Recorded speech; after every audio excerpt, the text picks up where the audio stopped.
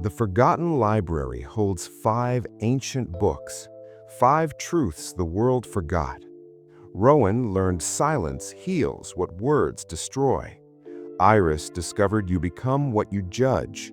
Kale understood strength comes from roots, not height. 3 books have vanished. 3 lessons remain carved in skin. But 2 books still wait on their pedestals, glowing in the darkness. This is the story of the 4th book, the Book of Unfinished Things. In the artistic quarter of the kingdom's capital, there lived a painter named Elias.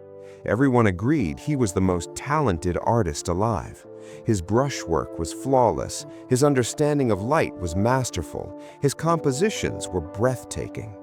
Art collectors traveled from distant lands hoping to purchase his work, but they always left disappointed, because Elias never sold anything. He never finished anything. His atelier, a large studio with northern windows, was filled with canvases, hundreds of them, perhaps 1,000. Each one started with brilliant promise, each one abandoned before completion. A portrait with the face perfect, but the background just sketched. A landscape with magnificent trees, but an unfinished sky. A still life with exquisite fruit, but the table barely indicated. Every canvas told the same story, started beautifully, left incomplete.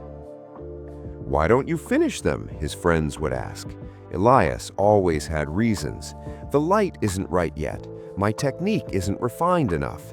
I haven't found the perfect shade of blue. I need to study anatomy more.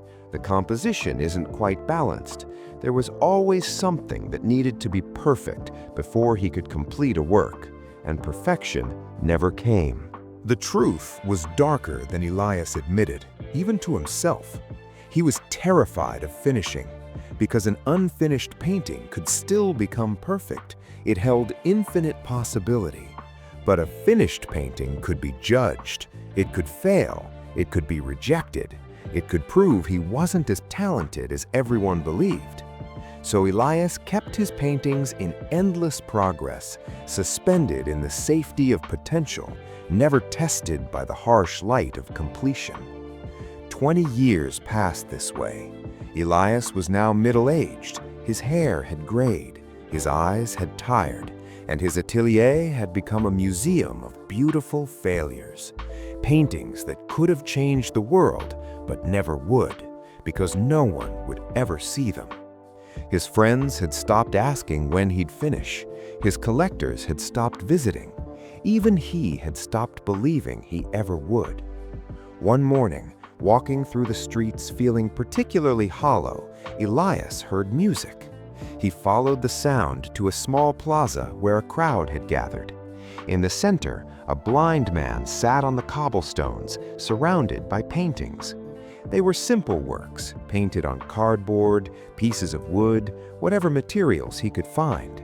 The technique was rough, the proportions were imperfect, the colors sometimes clashed, but something about them made people stop, made them stare, made them cry. Elias pushed through the crowd to get closer. The blind artist was painting with his fingers, feeling his way across the surface. His clouded eyes saw nothing, but his hands created images that burned with life. A mother holding a child, a bird taking flight, a sunrise.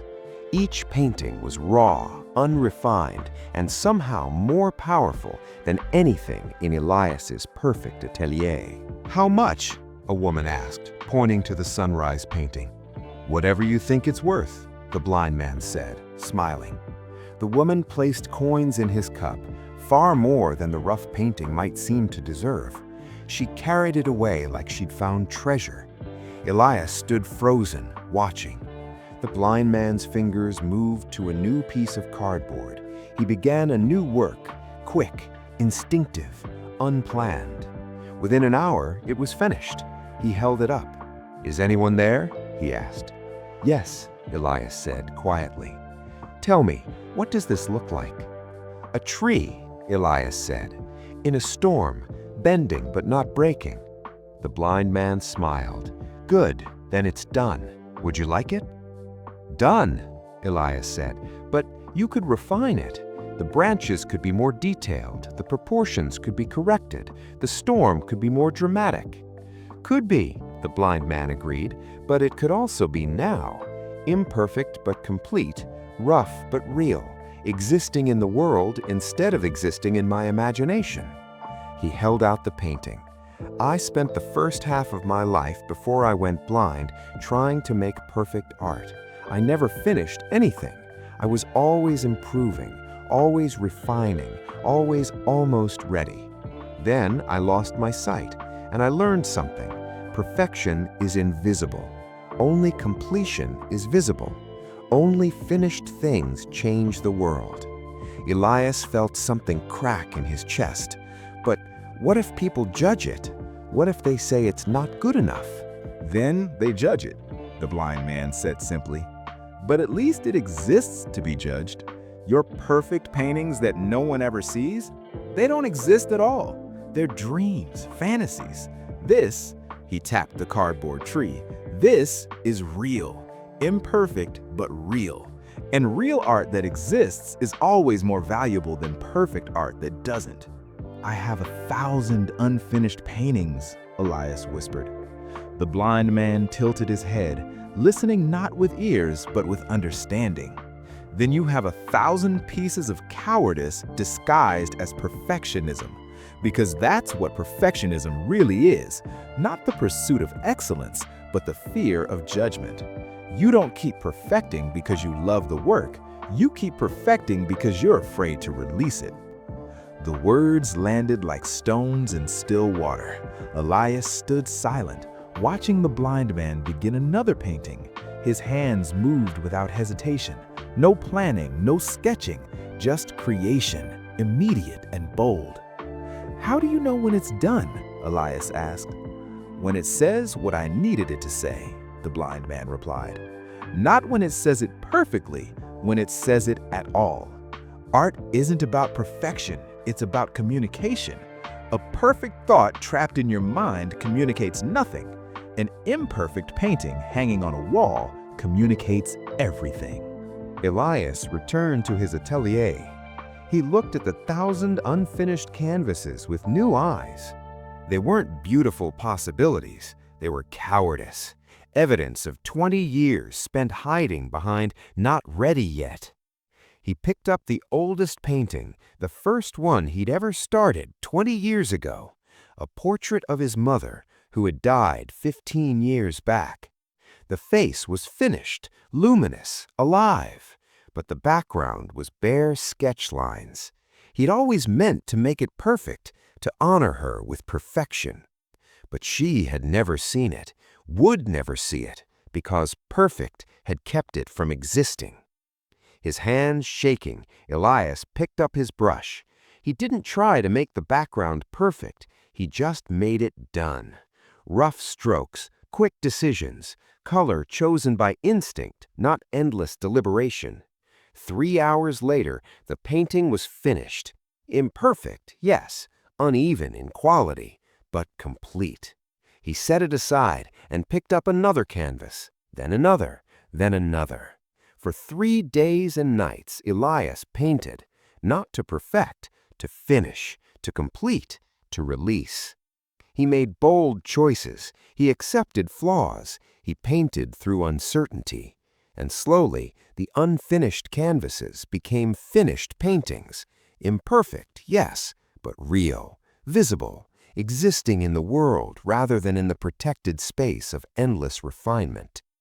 When he finally stopped, exhausted, 200 paintings were complete. Not perfect, not flawless, but done. He arranged them along the walls. For the first time in 20 years, his atelier wasn't a graveyard of potential. It was a gallery of achievement. Imperfect achievement, but achievement nonetheless. Word spread quickly. Elias has finished his work. Collectors returned. They walked through the atelier, studying the paintings. Some were brilliant, some were merely good, some were mediocre, but they were all complete, all real, all capable of being experienced, bought, hung in homes, seen by eyes, moved by hearts. A wealthy merchant stood before the portrait of Elias's mother. "This one," he said quietly. "The background is rough, almost unfinished." "Yes," Elias said, "but it's done, and done is better than perfect." "I'll pay whatever you ask," the merchant said. "My own mother passed last year. This captures something I can't explain.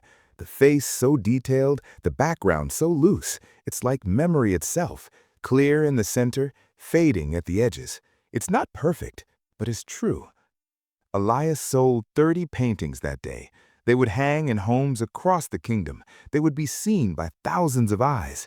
They would move hearts, start conversations, change lives.